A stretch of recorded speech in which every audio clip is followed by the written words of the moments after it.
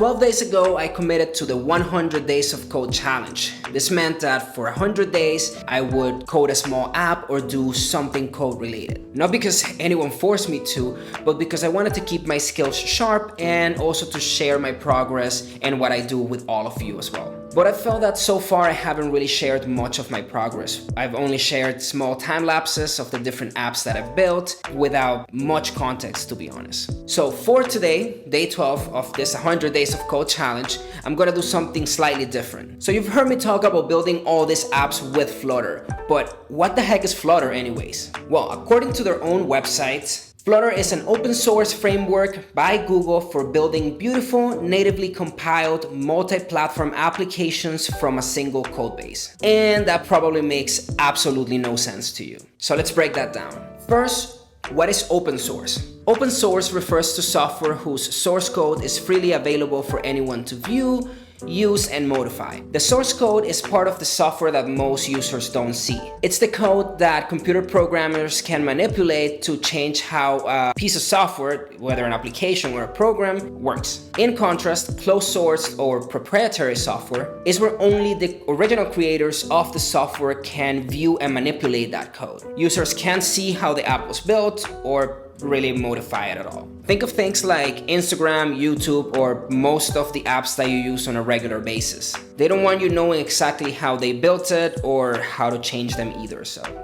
There are tons of benefits to working with open source code. It's usually free and can be more stable and secure. Everyone can see when something gets added and they can either approve or reject it, ensuring that the program continues to run smoothly and nothing really breaks it or damages the program. But it also has some drawbacks. Sometimes open source software might lack the customer service support and the quality can vary since pretty much anyone can contribute to it. So you won't typically have a customer service phone number that you can call when things are not running the way that you think they should. So now that you have an idea of what open source code is, let's take a look at what a framework is and what it actually does. So what is a framework? Think of a framework in software like a semi-built house. This house framework already has essential parts like foundations, walls, and a roof. What it needs is the interior design and personal touches that you, the developer, will add. In technical terms, a framework is a collection of pre-written code that provides the basic structure for building an application. So why is a framework useful? Using our house analogy, since the basic structure is already there, you don't have to build everything from the ground up. For example, if you're building a web application, the framework might already have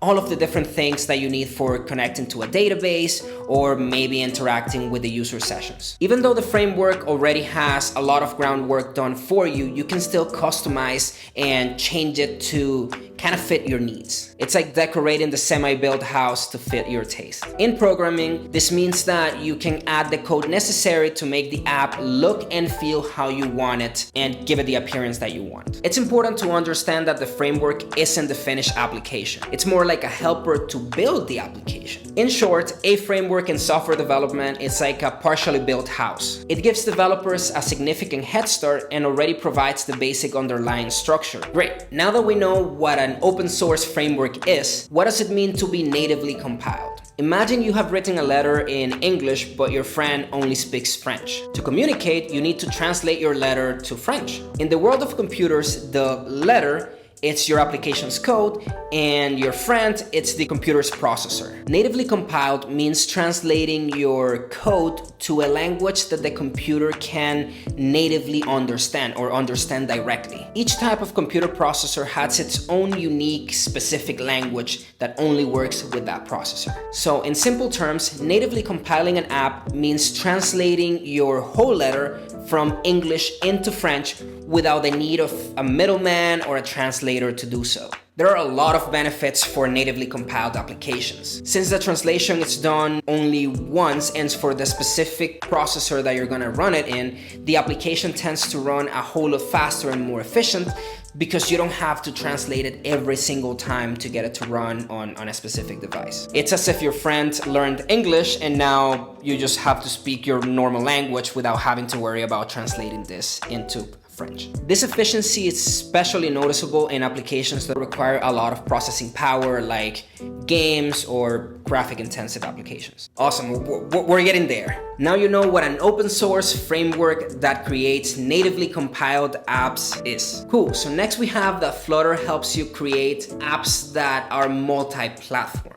Multi-platform refers to apps that can run on multiple operating systems like Linux, macOS, or Windows, or in different devices like a smartphone, a tablet, and a desktop computer. This has a lot of benefits. This allows developers to write their application code once and run it in multiple devices without having to create a different version for each of them. You don't have to have multiple development teams that need to know multiple different languages and create different apps in order to just deploy your applications and your programs. And it also shortens the time of development because you just write your application once, deploy it to everyone, and nobody gets left behind. With only one code base, your app could run on a tablet, on a phone, on a desktop, on a car, and even a bank's ATM screen as well. In summary, Flutter, as an open source framework, allows developers to write their application code once as a single code base and compile it natively to run efficiently on multiple platforms, leveraging the benefits of open source collaboration and the efficiency of a framework approach. Now you have a better understanding of what Flutter is and why I like using it so much. It is fast, easy to get started, and provides a lot of the groundwork for getting apps up and running quickly and provided to different platforms, different users all at once without having to repeat the work multiple times. Starting tomorrow, I will go into more detail about what Flutter is and how to actually use it, starting with the language that you actually use to create these apps. Thank you very much for coming to my TED Talk, and I hope that you stick around for a lot more fun coding things, and specifically with all of this Flutter craziness that I've been going down in the past few years. This was day 12 of 100. Peace.